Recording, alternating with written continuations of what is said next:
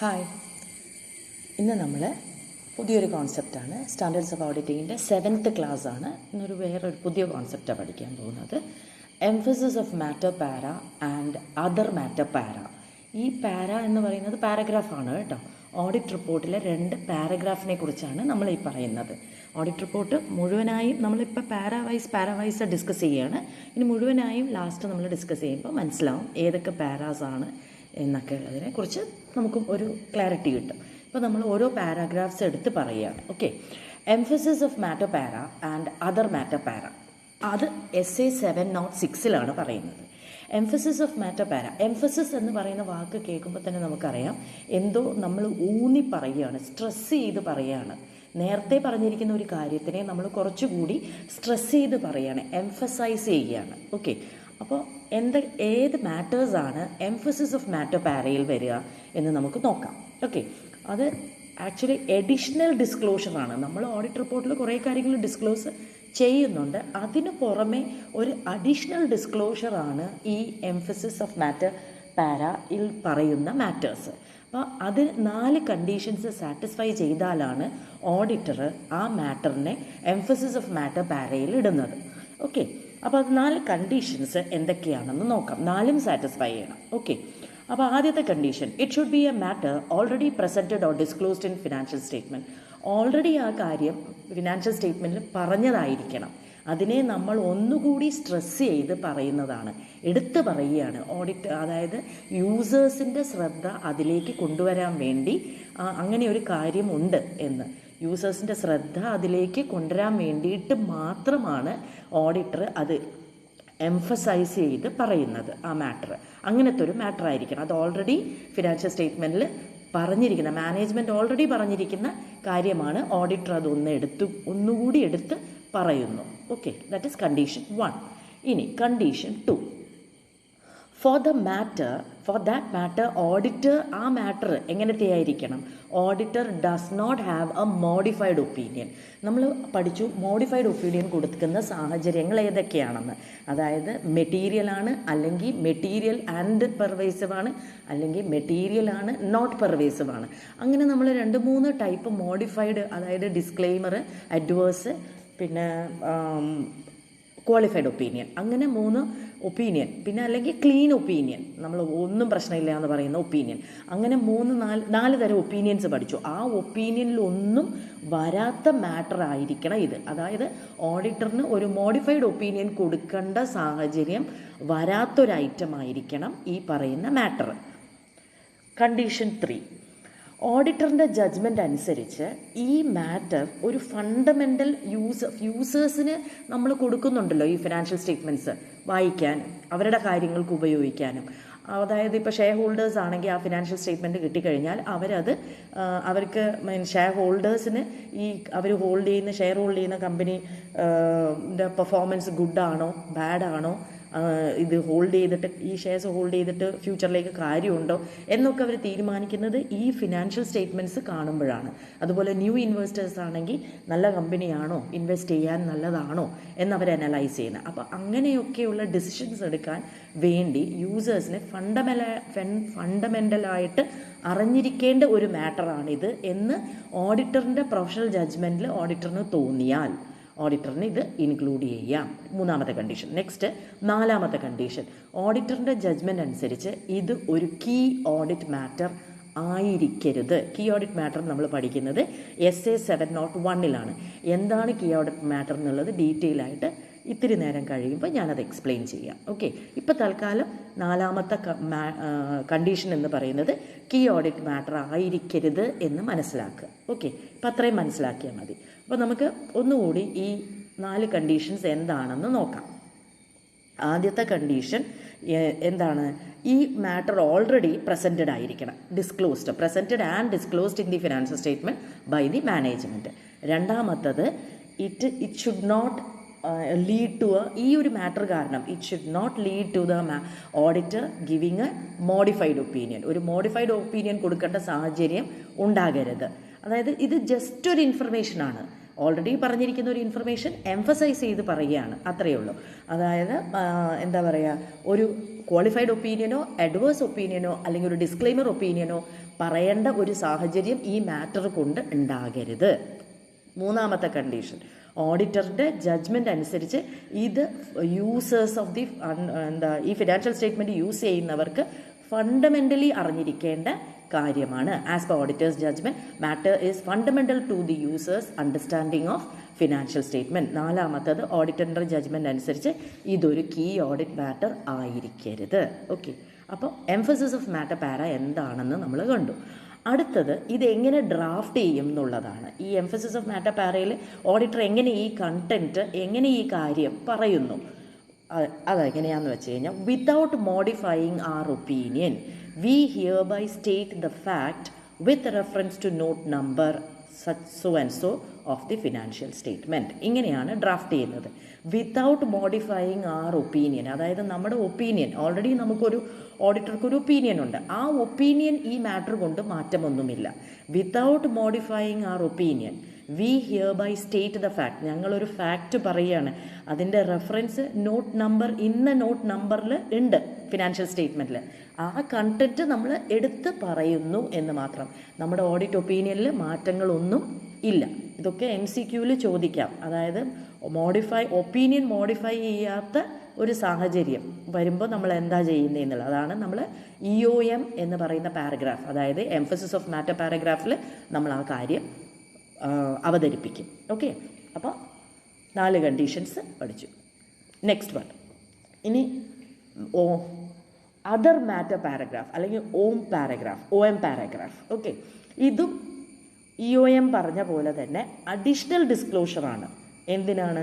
ഈ ഒരു മാറ്ററിനെ ഹൈലൈറ്റ് ചെയ്യാൻ വേണ്ടിയിട്ടുള്ള ഒരു അഡീഷണൽ ഡിസ്ക്ലോഷറാണ്. EOM പോലെ തന്നെ. ഓക്കെ, വ്യത്യാസമൊന്നുമില്ല. ഇനി അതും 4 കണ്ടീഷൻ സാറ്റിസ്ഫൈ ചെയ്യണം. ആ 4 കണ്ടീഷൻ എന്താണെന്ന് നോക്കാം. ആദ്യത്തെ condition, it is A matter other than the matter presented or disclosed in financial statement.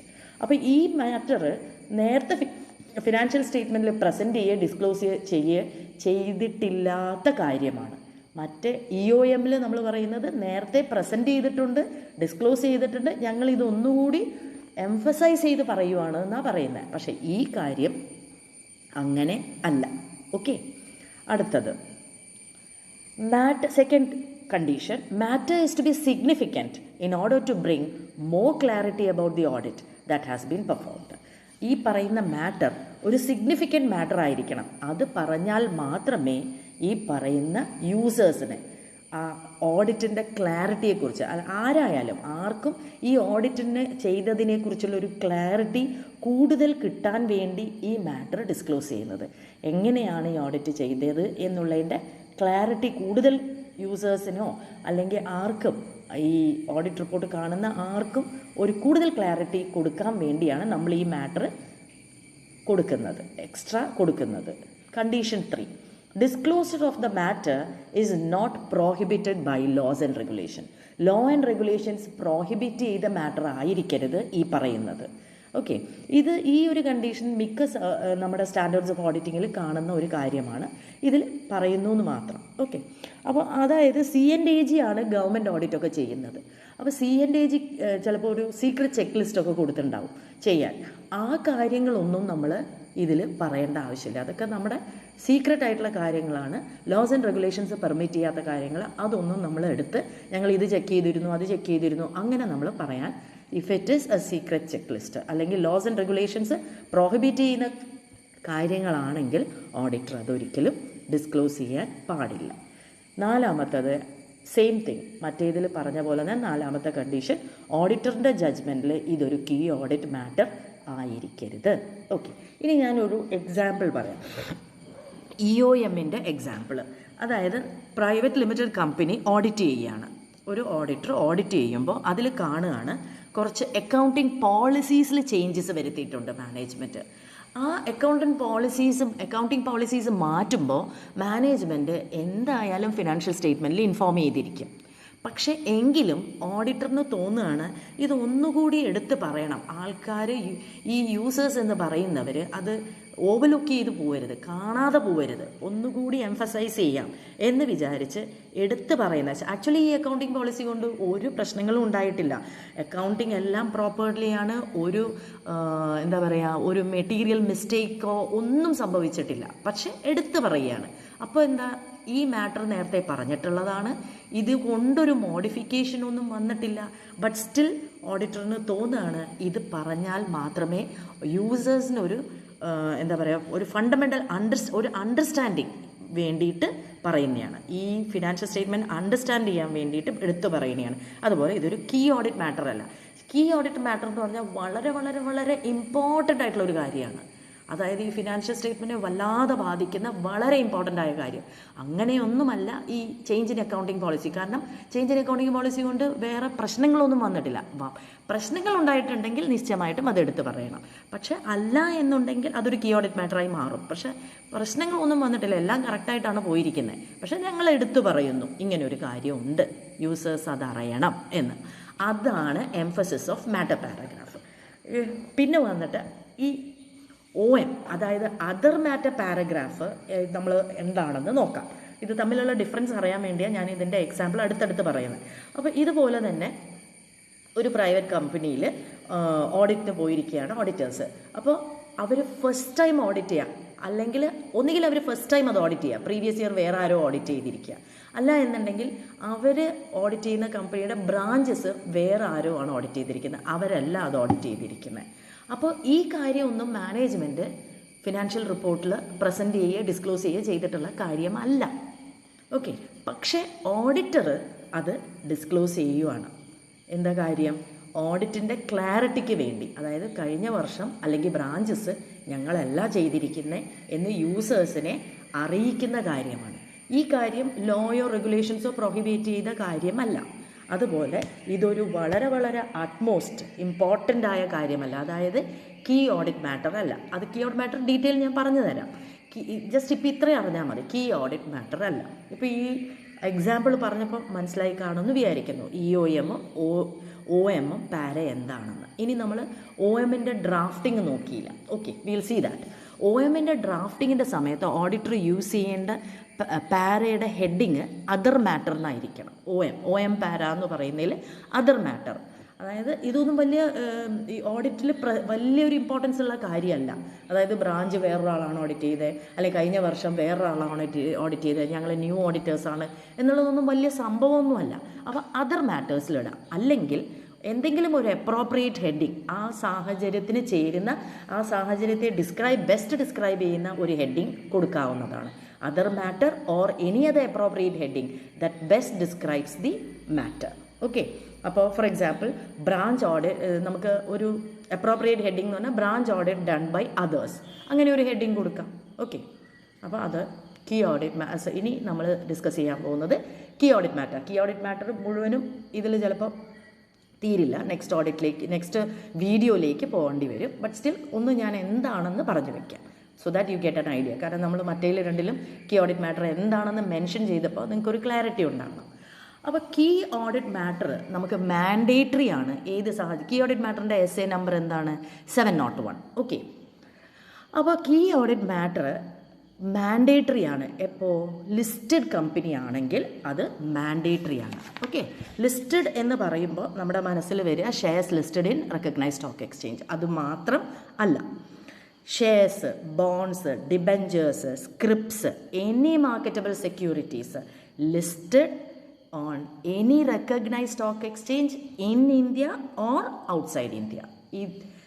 ഇതാണ് ലിസ്റ്റഡ് എൻറ്റിറ്റി കൊണ്ട് ഉദ്ദേശിക്കുന്നത്. ഓക്കെ, അങ്ങനെ നമ്മുടെ ഓഡിറ്റ് പ്രൊനൗൺസ്മെൻറ്റിൽ പറഞ്ഞിട്ടുണ്ട്. അപ്പോൾ ലിസ്റ്റഡ് എൻട്രിക്ക് ഇത് മാൻഡേറ്ററിലി ഫോളോ ചെയ്തിരിക്കണം. ഇനി അൺലിസ്റ്റഡ് ആയിട്ടുള്ള പബ്ലിക് കമ്പനീസ് ഉണ്ടാവുമല്ലോ, പബ്ലിക് ഇൻട്രസ്റ്റ് ഉള്ള കമ്പനികൾ, ബട്ട് ഇറ്റ് ഈസ് അൺലിസ്റ്റഡ്. അങ്ങനത്തെ സാഹചര്യങ്ങൾ ഓഡിറ്ററിന് വേണമെങ്കിൽ ഈ കോൺസെപ്റ്റ് വോളണ്ടറിലി അപ്ലൈ ചെയ്യാം. ഓക്കെ, അപ്പോൾ KAM is mandatory four audit of listed entities. Auditor can voluntarily apply this concept in audit of other unlisted entities which are of public interest as per his judgment. Auditor's judgment അനുസരിച്ച് unlisted public കമ്പനീസിന് വേണമെങ്കിൽ apply ചെയ്യാം. പക്ഷേ പരീക്ഷയ്ക്ക് ക്വസ്റ്റ്യനിൽ നമുക്ക് ചോദിക്കുമ്പോൾ listed entity ആണെന്ന് പറയുമ്പോൾ മാത്രം നമ്മളിത് പറഞ്ഞാൽ മതി, KAM ആപ്ലിക്കബിൾ ആണ് എന്നുള്ളത്.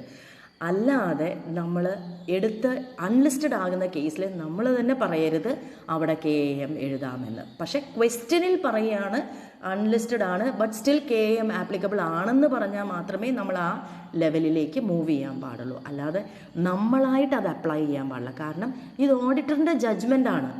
ഓഡിറ്ററിന് വേണമെങ്കിൽ അപ്ലൈ ചെയ്യാമെന്നേ പറഞ്ഞിട്ടുള്ളൂ, അവിടെ മാൻഡേറ്ററി അല്ല. അപ്പോൾ അത് ക്ലിയറായി മനസ്സിലാക്കണം. ക്വസ്റ്റ്യനിൽ പറഞ്ഞാൽ മാത്രമേ നമ്മളത് അതിൻ്റെ ആപ്ലിക്കേഷൻ ചെയ്യേണ്ട ആവശ്യമുള്ളൂ. അല്ലെങ്കിൽ ലിസ്റ്റഡ് എൻറ്റിറ്റി ആണോ എന്ന് മാത്രം നോക്കുക. ലിസ്റ്റഡ് എൻറ്റിറ്റി ആണെങ്കിൽ നമ്മൾ അപ്ലൈ ചെയ്യാം, അല്ലെങ്കിൽ അതിന് പോകണ്ട. ഓക്കെ, ആ ആംഗിളിലേക്ക് നമ്മൾ മൂവ് ചെയ്യേണ്ട ആവശ്യമില്ല. Next, what is KAM? ഇനി നമുക്കറിയണം എന്താണ് KAM എന്നുള്ളത്. SA 260 എന്ന് പറയുന്നത് communication to management and TCWG ആണ്. നമ്മൾ ഓഡിറ്റിന് ചെല്ലുമ്പോൾ നമ്മൾ ഒരുപാട് കാര്യങ്ങൾ നമ്മൾ മാനേജ്മെൻറ്റിനോട് പറയേണ്ടി വരും. കുറേ കാര്യങ്ങൾ, അത് എല്ലാം ഒന്നും ഇമ്പോർട്ടൻ്റ് ആയിക്കൊള്ളണമെന്നില്ല. നമ്മൾ ക്ലാരിഫിക്കേഷന് വേണ്ടി കുറേ കാര്യങ്ങൾ ചോദിക്കാം. അതായത് ഫോർ എക്സാമ്പിൾ നമ്മൾ അംബാനിയുടെ അവിടെ ഓഡിറ്റിന് ചെന്നിട്ട് കുറേ വൗച്ചേഴ്സും അത് ഇതൊന്നും കാണുന്നില്ല. നമ്മൾ അംബാനിയോട് പറയുകയാണ്, അംബാനി ഇതൊന്നും മിസ്റ്റർ അംബാനി ഇങ്ങനത്തെ വൗച്ചേഴ്സും ഇതൊന്നും നമുക്ക് കിട്ടിയിട്ടില്ല എന്ന് നമ്മൾ ചെന്ന് പറയുമോ? ഇല്ല. ബിക്കോസ് അതൊക്കെ അങ്ങനത്തെ കാര്യങ്ങളല്ല നമ്മൾ ഹൈ ലെവൽ മാനേജ്മെൻറ്റിനോട് പറയുന്നത്. Something which is serious, which only we talk to them. Okay, അപ്പോൾ 260 എന്ന് പറയുന്നതാണ് കമ്മ്യൂണിക്കേഷൻ ടു മാനേജ്മെൻറ്റ്. അവിടെ ഒരു ലിസ്റ്റ് ഓഫ് കാര്യങ്ങൾ തന്നിട്ടുണ്ട്, എന്തൊക്കെ കാര്യങ്ങളാണ് നമ്മൾ മാനേജ്മെൻറ്റിനോട് കമ്മ്യൂണിക്കേറ്റ് ചെയ്യേണ്ടത് എന്ന്.